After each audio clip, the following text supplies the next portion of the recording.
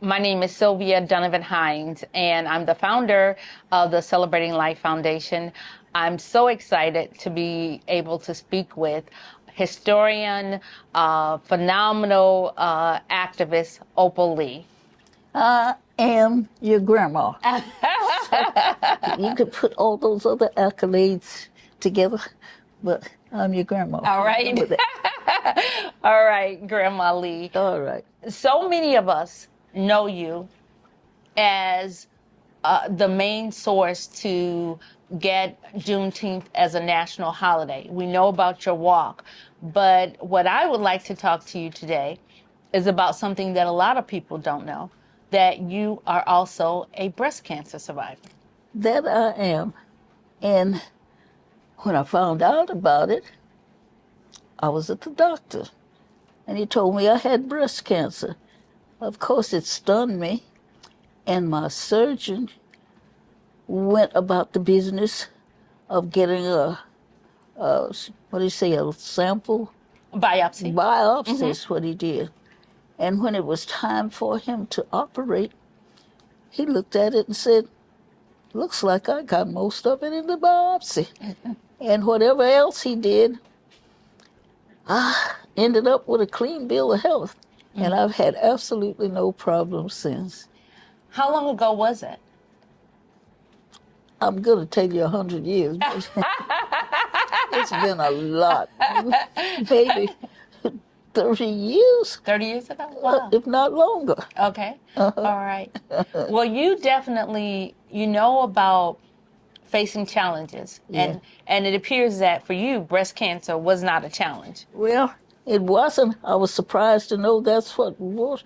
But hey, you get the challenges all the time. I ended up with 2 new knees, and I wasn't expecting it, except the knees were going out. And if they did them on Monday, I was at church on Sunday.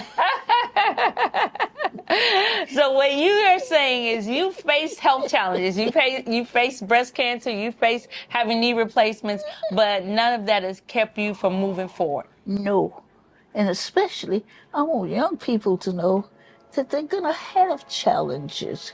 There's no way in the world that it's going to all be smooth sailing. And so they have to accept the challenges. They're going to pray about them, and they're going to keep moving. I want them to know that. Well, you are known for moving. Tell us a little bit about your journey when you started the campaign to get Juneteenth as a national holiday. Well, I'm 89 years old. I've got 4 grown children. I'd gone to colleges and universities. I taught school, 3rd grade, 8-year-olds so long that I was beginning to act like them. So the school district gave me another position. I was the visiting teacher to go and see about children who weren't attending school. If they needed shoes, buy them some shoes, clothes, or food, a decent place to stay. So I worked with young people like that for an awful long time. And guess what? When I retired, it followed me. There were still people who needed food or clothes or a place to stay. So I ended up at a food bank, and I was delivering food to people who needed it, and it burned. Well, there's this huge facility behind my house, and I asked those people, because they had that facility up for sale, $1,500,000, if we couldn't use it. They leased it to us for $4,000 a month. I nearly had a hemorrhage. Where are we going to get it at $4,000? But do you know we paid it for 11 months?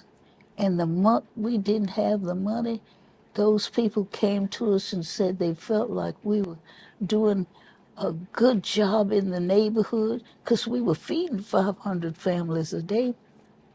And they gave us that $1,500,000 facility. Wow. Wow. Yeah, I could Wow. have done a holy dance, but the kids say when I try, I'm twerking. So I don't try. Wow, that is amazing. So that started your journey. Yeah, I started walking from my church, Baker Chapel. Let's see, I think September 2016. The pastor, the musician, lots of people gave me this send off. And I walked 2.5 miles to symbolize that the enslaved in Texas didn't know they were free for 2.5 years after the Emancipation Proclamation. And that's because a General Gordon Ranger made his way to Galveston with several thousand colored troops. And they spread out all over Galveston telling people that the enslaved were free.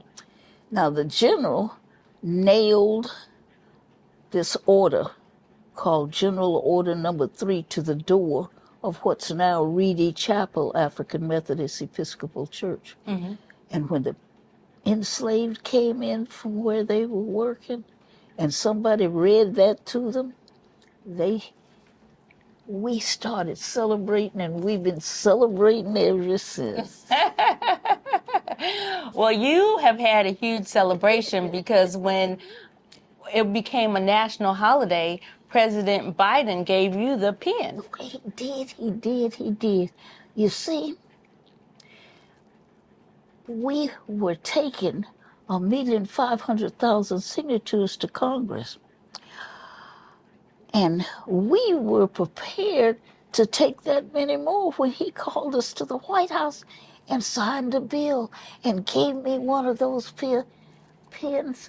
I was ecstatic. I was a happy camper. Well, not only were you happy, but people all over the world were happy because you did something that made history in reference to making Juneteenth a national holiday. But you got a celebration coming up. Ooh. October 7th, you will be celebrating your birthday. I will. And beside that, I'll be celebrating the fact that a national Juneteenth museum, we're going to turn the spades of dirt to begin building this national Juneteenth museum. Wow. I tell you, I'm a happy camper. That is awesome. Where is that going to be located? At the corner of Rosedale and Evans. I had a little museum there. Looked like the hind heels of hell, but it sure has some good stuff in it. And so there was a little building on the corner and two little houses. I mean, the ground is as clean as the palm of your hand now. And so we're ready to start building. And I think Habitat for Humanity is going to be building you a house as well. Yes, they are. And so we'll have one of the groundbreakers in the morning and one of the groundbreakers in the evening, and I'm going to be a happy camper. So October 7th is going to be a really big day for you. Yes, But indeed. it's going to be a big day for us too, because on October 7th, we will be having our 22nd Sister to Sister Fitness Festival. How about? And we would like to have you invite people to come out and walk with us. Well, hey, I hope anybody who's listening to me have heard that you are going to have this fitness affair on my birthday. Yes. Am I invited? You're invited. You're invited. Opal's invited. She's going to be celebrating her birthday on October 7th, but we want you to know that you can come out as well. October 7th from 8 a.m. till 12:30 at the Alan E. Sam Cedar Hill Recreation Center. All We right. hope to see you there, and we're going to be celebrating with Opal Lee wherever you are. Thank you, thank you, thank you. Thank you.